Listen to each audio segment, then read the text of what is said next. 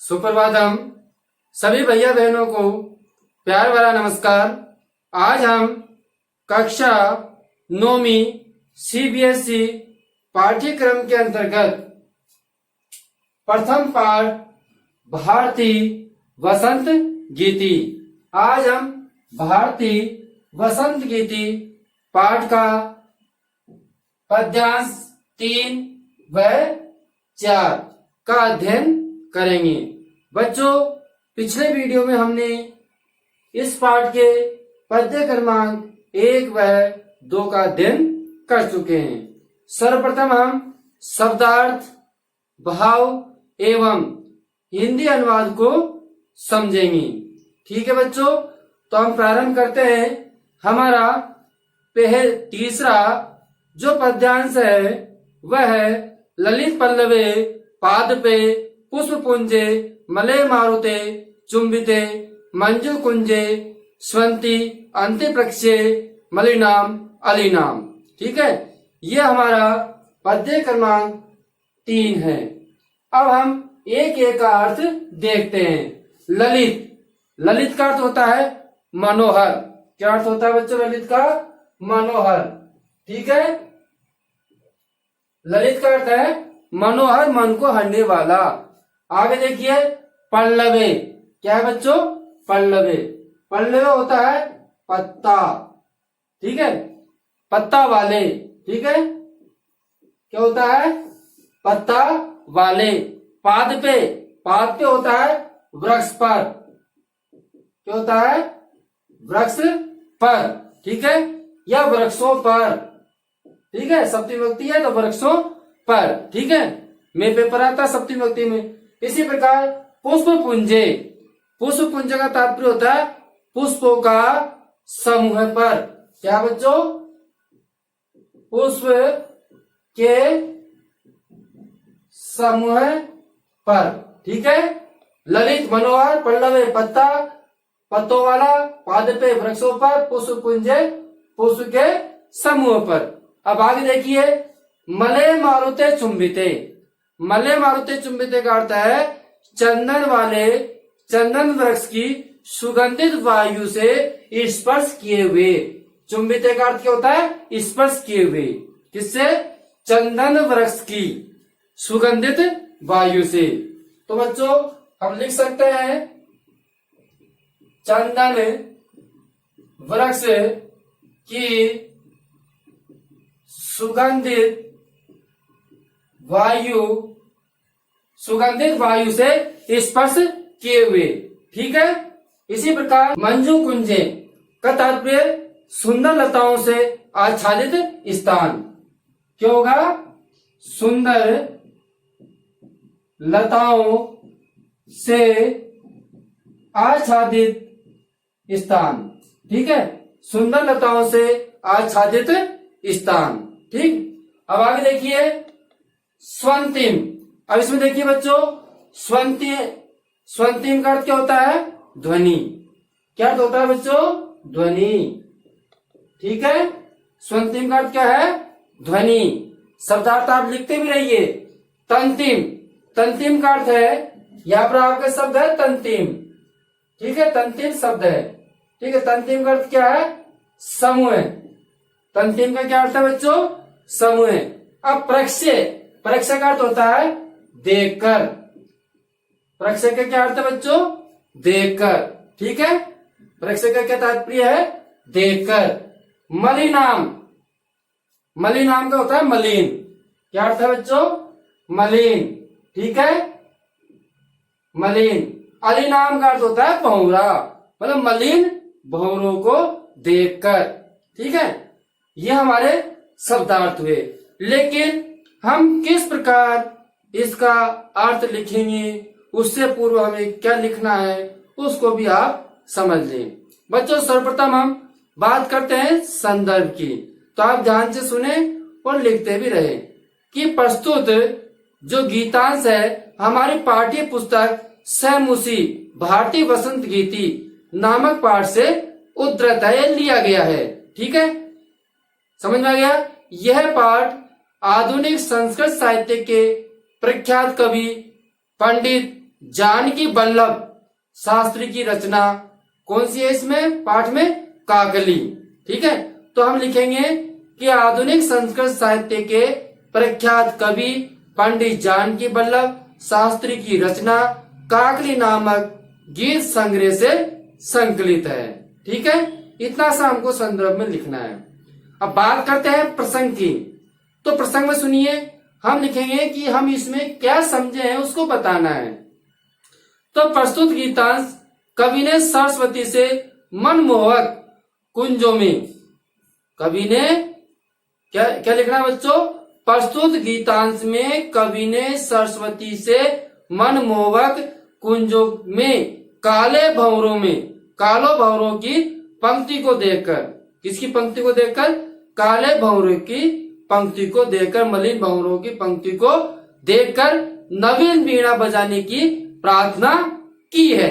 यह हम प्रसंग में लिखेंगे, क्योंकि इसमें मेन हमारा किसके लिए आया है कि जो काले भंवरे हैं वो पंक्ति में समूह में बैठे हुए हैं, तो उनको देख करके हे मां शारदा अपनी नवीन वीणा को बजाओ।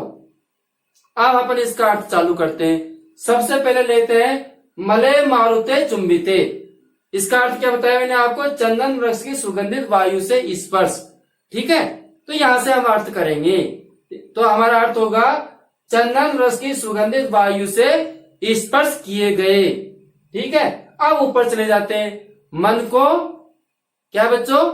मन को आकर्षित करने वाले, मन को आकर्षित करने वाले पत्तों वाले, है ना? मन को आकर्षित करने वाले पत्तों से युक्त वृक्षों पर, पत्तों से युक्त वृक्षों पर। उसके बाद में क्या है अपने? पुष्प पुंजे। पुष्प पुंजे का अर्थ क्या होता है? पुष्पों के समूह पर, पुष्प के समूह पर। ठीक है, किसके समूह पर? पुष्प के समूह पर। तथा सुंदर कुंजों पर, तथा सुंदर कुंजों पर, या हम कह सकते हैं सुंदर लताओं से आच्छादित स्थान पर। क्या कह सकते हैं?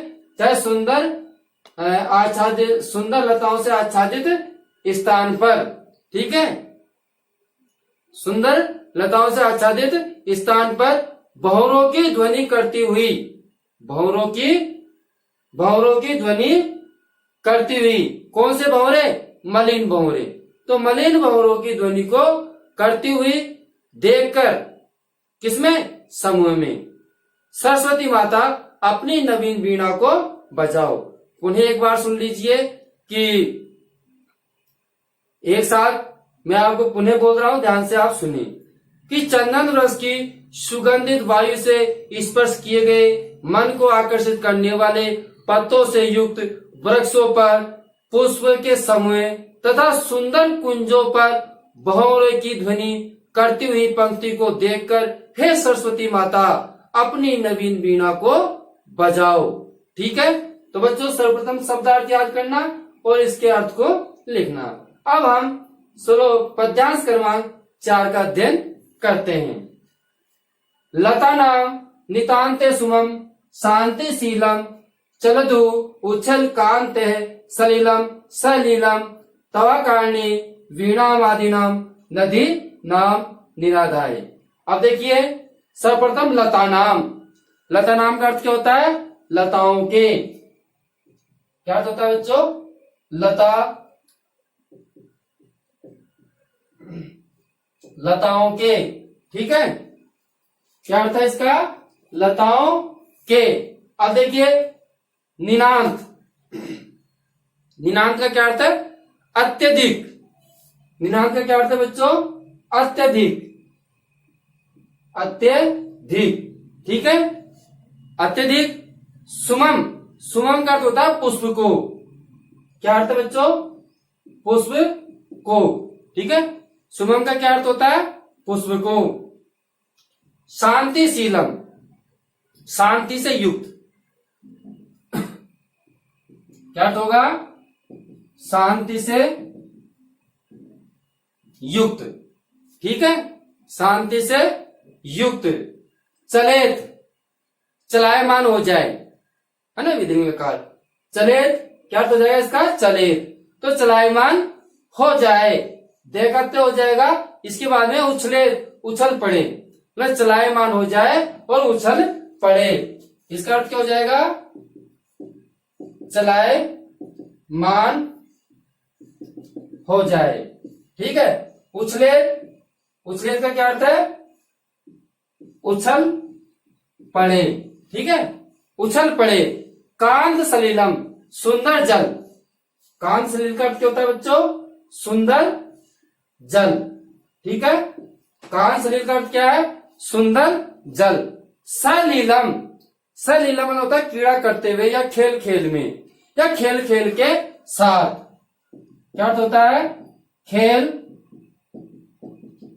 खेल के साथ। ठीक है, खेल खेल के साथ। तवा करनी, तव माने तुम्हारी। तव का अर्थ क्या बच्चों? तुम्हारी। आकर्ण्य वाणी वाणी को। आकर्ण्य वाणी क्या होता है?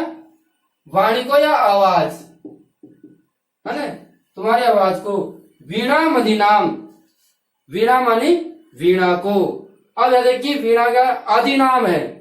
ठीक है, अधिनाम का अर्थ ध्यान से सुनिए, परीक्षा में पूछा जा सकता है। ओजस्वी क्या अर्थ होता है? वीणाम में से बचा तो अधिनाम। ठीक है, तो अधिनाम का अर्थ होता है ओजस्वी। ओजस्वी क्या? वाणी या वीणा को। ओजस्वी वीणा को। नदी नाम मान नदियों का। नदी नाम मानी नदियों का। ठीक है, अब हम इसके अर्थ को समझते हैं। किस पंक्ति से हम अर्थ प्रारंभ करेंगे उसको भी हम अभी देखते हैं। सर्वप्रथम आपको मैंने संदर्भ बताया था। संदर्भ में आपको केवल ये लिखना है, हमारी पाठ्य पुस्तक सैमुसी से लिया गया है।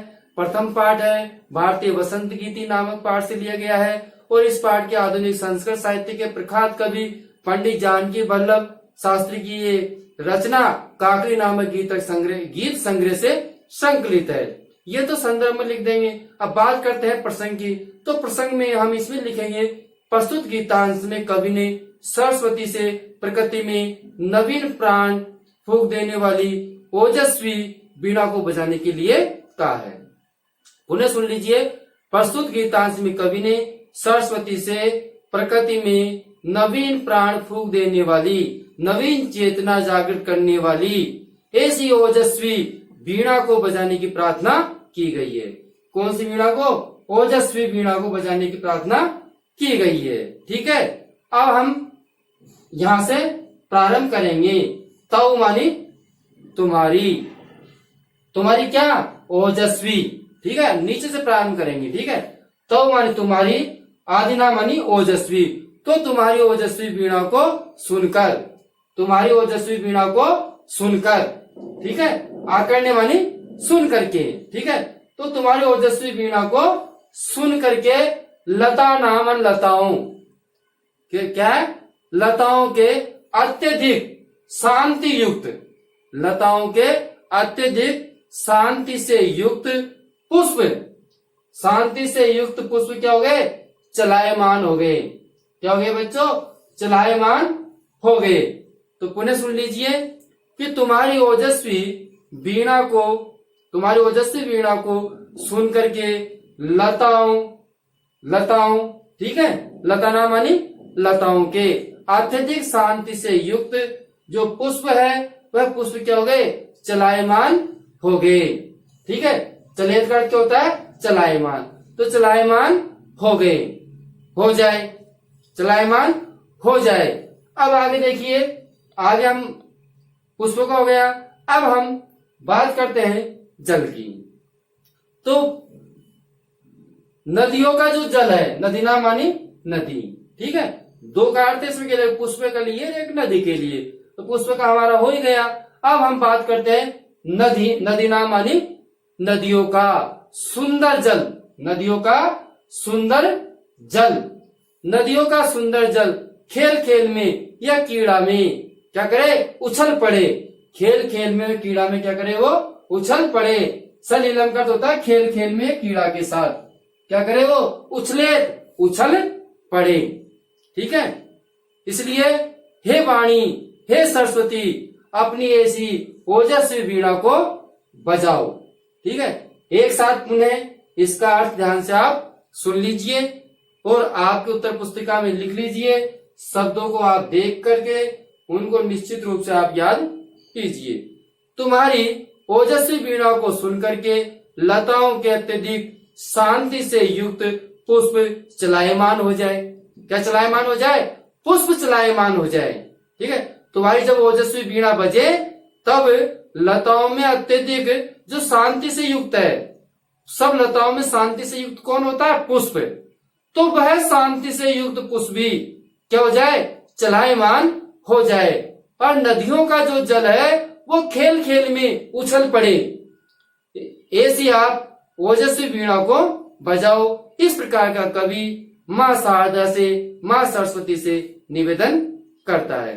तो बच्चों, इस प्रकार हमारा प्रथम पाठ भारती बसंत गीति ये पाठ आज पूर्ण हुआ। आप सर्वप्रथम इनके शब्दार्थों को समझे, भाव को समझे और हिंदी अनुवाद को आपकी पुस्तकों में, उत्तर पुस्तिका में उतारें। अब हम आपसे अगले वीडियो में फिर मिलते हैं। जब तक के लिए सभी भैया बहनों को मेरा स्नेह भरा ढेर भरा प्यार। निश्चित रूप से आपका अध्ययन सुचारू रूप से सही चल रहा होगा। ठीक है, अब सभी भैयाओं से मैं विदा मांगता हूं। धन्यवाद।